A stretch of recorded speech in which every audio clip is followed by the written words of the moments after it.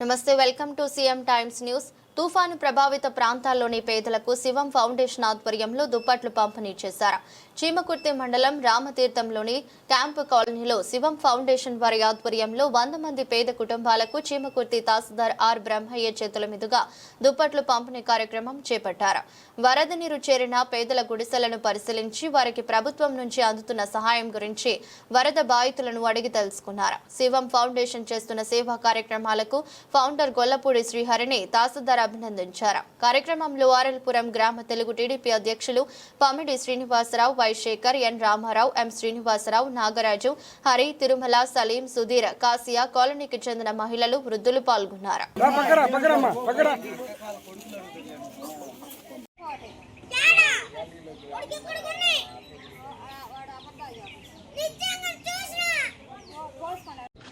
చీమకుర్తిలో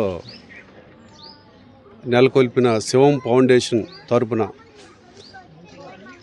camp కాలనీలో Ramatheertham camp కాలనీలో దుప్పట్ల పంపిణీ కార్యక్రమం చేపట్టడం జరిగింది। ఇక్కడున్న ఎస్టీ కుటుంబాలు 100 మందికి ప్రతి ఇంటికి ఒక దుప్పటి వారు పర్చేజ్ చేసి వారికి శివం ఫౌండేషన్ తరపున పంపిణీ చేయటం, మా చేతి మీదుగా చేయటం మాకు చాలా ఆనందం వేసింది।